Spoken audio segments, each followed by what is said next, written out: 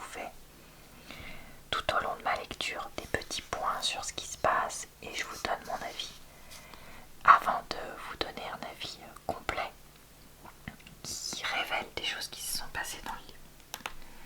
Vous pourrez trouver en barre d'infos, commentaires épinglés et dans le i en haut de l'écran le lien vers mes autres vidéos club lecture, sachant que j'essaye de varier le type de livre que je lis. Et donc là, en entendant dire que cette fiction lit RPG, c'est-à-dire comme si on était dans un jeu vidéo, pouvait être pas mal, notamment le livre audio. Et donc c'est pour ça que j'ai décidé de l'écouter en anglais pour travailler mon anglais, pour voir ce que j'en pensais. Donc dans cette vidéo, je vais commencer par vous présenter le livre et je vais ensuite vous donner un avis sans spoiler dessus. Donc vous pouvez tout à fait la regarder même si vous n'avez pas lu le livre pour savoir s'il m'a plu, mon avis. Et ensuite, comme je vous ai dit, vous aurez la vidéo vlog lecture et avis spoiler si jamais vous l'avez lu ou si jamais vous ne souhaitez pas le lire mais que vous souhaitez avoir des détails sur ce qui se passe. Voilà, je crois que j'ai tout dit pour l'intro. Je passe sur ma liseuse, ça fera moins mal aux yeux. Je vais vous lire le résumé avant de vous lire les premières pages du livre. Bienvenue, cher Crawler. Bienvenue dans le donjon. Survivre est une option. Offrir un show d'enfer aux spectateurs, une nécessité.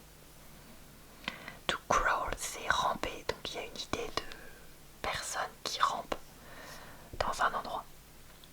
Un homme, le chat de son ex. Un jeu télévisé sadique où leur survie dépend de leur capacité à tuer avec style. En un éclair, chaque construction humaine érigée sur Terre s'effondre, créant un gigantesque donjon. Un labyrinthe infernal de 18 niveaux remplis de pièges, de monstres et de butins. Seulement quelques survivants osent s'aventurer à l'intérieur. Le quelque, c'est plusieurs millions de personnes, lol. Mais une fois que vous y pénétrez, impossible d'en ressortir. Vous n'avez que quelques jours pour trouver l'escalier vers le niveau suivant où c'est game over. Dans ce jeu, ce n'est ni votre force ni votre dextérité qui vous aidera à survivre, mais votre popularité et votre nombre de vues. Il l'appelle Dungeon Crawler World. Mais pour Karl, c'est tout sauf un jeu. L'univers du lit RPG est un croisement entre science-fiction, fantasy, jeux vidéo. Voilà. Et écoutez, on est parti pour la lecture des premières pages. Alors le texte à l'écran est en anglais, puisque c'est comme ça que j'avais récupéré le livre. Mais je vais vous chuchoter ça en français puisqu'il a été traduit comme vous l'avez entendu dans le résumé. Et donc vous pouvez tout à fait le lire si vous souhaitez. J'ai oublié de préciser, mais c'est le tome 1 d'une série de 6 livres, si je ne dis pas de bêtises. La transformation a eu lieu vers 2h20, heure du Pacifique. Pour autant que j'ai pu en juger, toutes les personnes qui étaient à l'intérieur quand c'est arrivé sont mortes sur le coup. Si vous aviez au-dessus de votre tête quoi que ce soit qui ressemblait à un toit, vous étiez mort. Que vous vous soyez trouvé dans une voiture, un avion, le métro, même sous une tente ou une boîte en carton. Sûrement aussi sous un parapluie, quoique pas de certitude sur ce dernier point. Je ne vais pas vous mentir, si vous faites partie de ceux qui étaient dedans, sans doute au chaud à dormir, en train de rêver à je ne sais quelle bêtise, je vous envie. Vous êtes les chanceux de l'histoire. Vous avez juste disparu. Vous avez été réduit en poussière pendant la transformation. C'est arrivé un mardi, quelques heures après minuit. On venait de passer le 3 janvier. Une tempête épouvantable se déchaînait en Amérique du Nord et la moitié du pays était ensevelie sous la neige et le gel. À Seattle, ce n'est pas trop tombé cette nuit-là, mais les températures étaient quand même largement tombées en dessous de zéro, ce qui est inhabituel même pour le début de l'année. Je suis sûre que dans d'autres régions du monde plus chaudes et où ce n'était pas le milieu de la nuit, beaucoup plus de gens ont survécu. Beaucoup plus.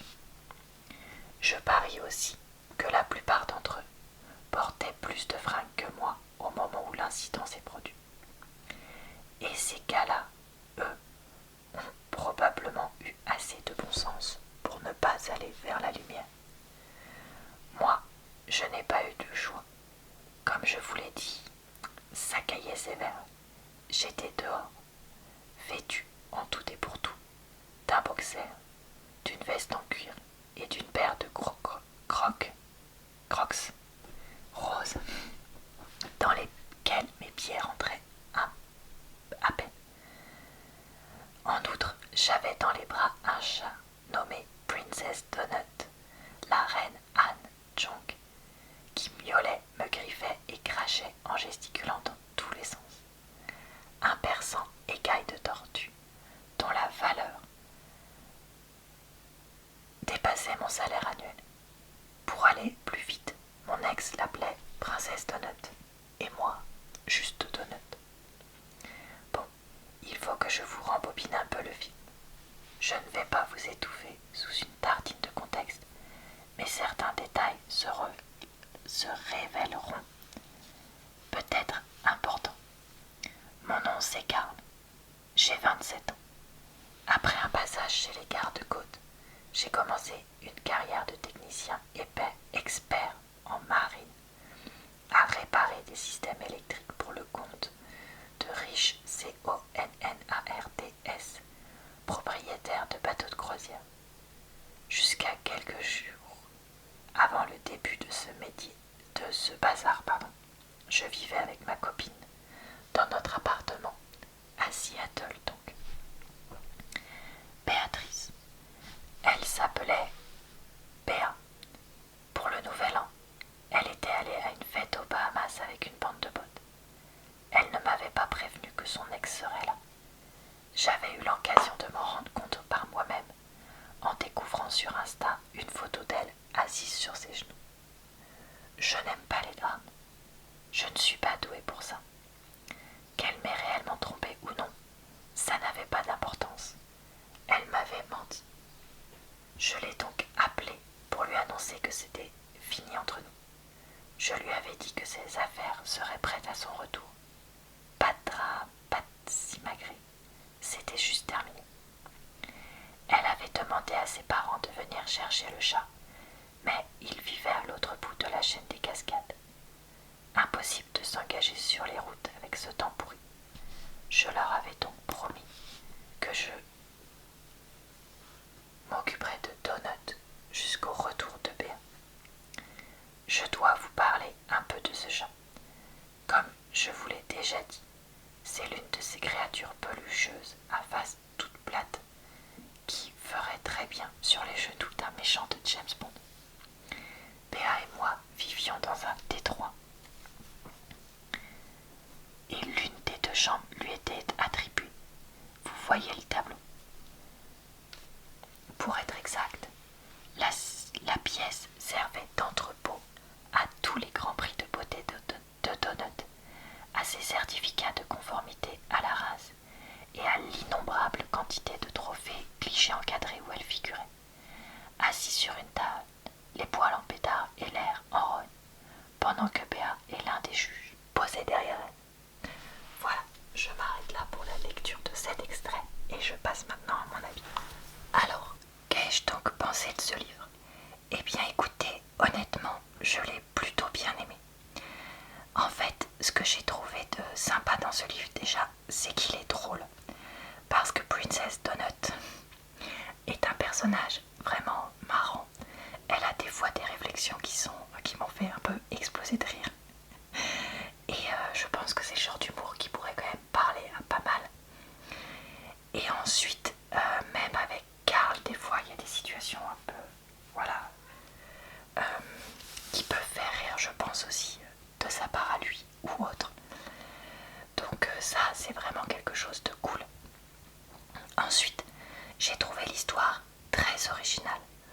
Le côté aliens qui débarquent sur Terre, enfin qui reviennent plutôt finalement, on apprendra, et qui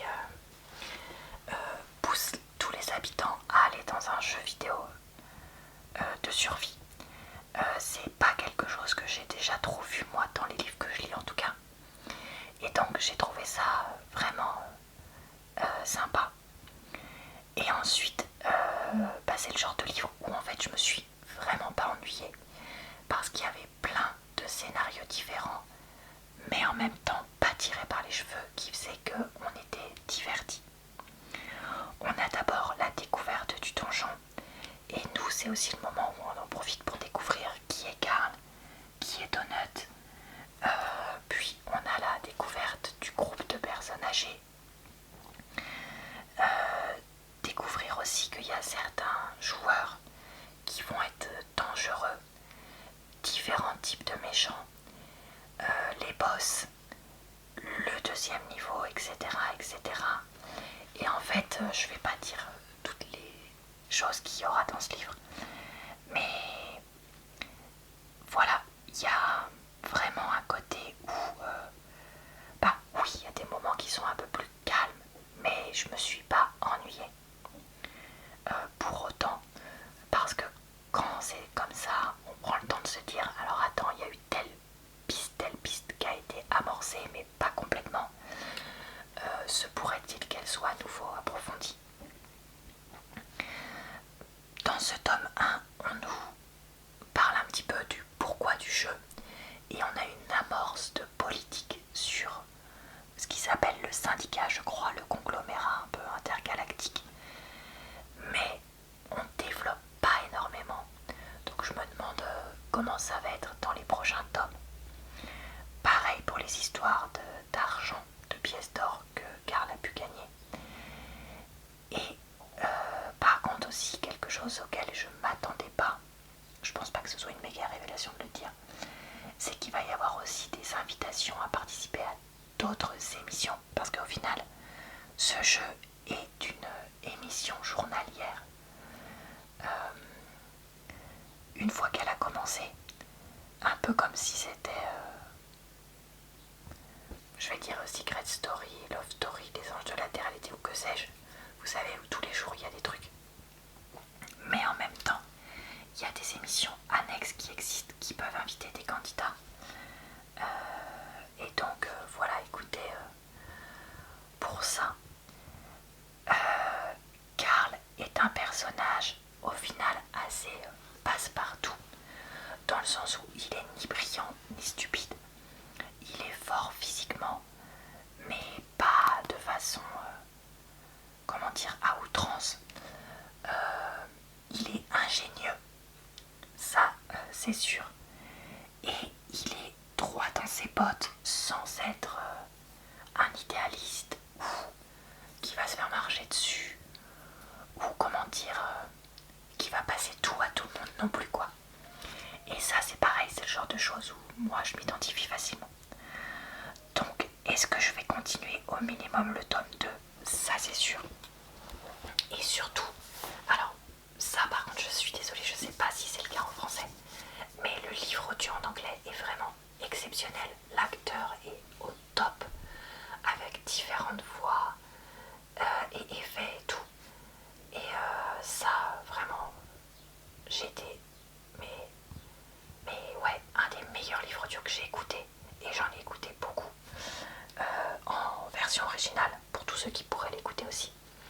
En français, je suis désolée, je peux pas vous dire parce que je ne sais pas, mais j'espère qu'ils se sont alignés là-dessus.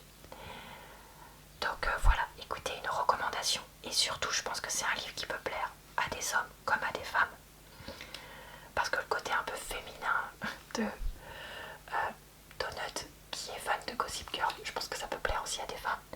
Je pense que ça peut plaire à un âge adulte, jeune adulte, à âge moyen comme moi, jusqu'à plus, parce qu'on peut se reconnaître en Carl et en Donut, je pense à différents âges. Et il y a d'autres personnages aussi d'âges différents qui peuvent faire qu'on se reconnaît aussi. Après, je pense que si vous êtes né après les années 70-80, 80 et donc que vous avez fait partie du boom du jeu vidéo, c'est probablement mieux parce que je pense que le côté jeu vidéo du jeu vous parlera plus. Mais voilà, ouais, vraiment une recommandation, c'est le genre de livre que j'offrirai sans problème à quelqu'un comme cadeau, si je cherche une idée cadeau, parce que je pense que ça pourrait vraiment, vraiment plaire. Voilà, et bah écoutez, ça va être tout pour cet avis. J'espère que cette vidéo vous a plu, relaxé et diverti. Je vous retrouve très vite sur ma chaîne pour de nouvelles vidéos d'avis de livres et dans 2 mois pour une nouvelle vidéo de livre spécial Club Lecture. Je vous souhaite donc une bonne soirée, une bonne nuit ou une bonne journée. Je vous retrouve également pour plein d'autres types de vidéos, mais aussi sur ma chaîne secondaire et mon compte TikTok de temps en temps. Et je vous dis donc à très bientôt dans une prochaine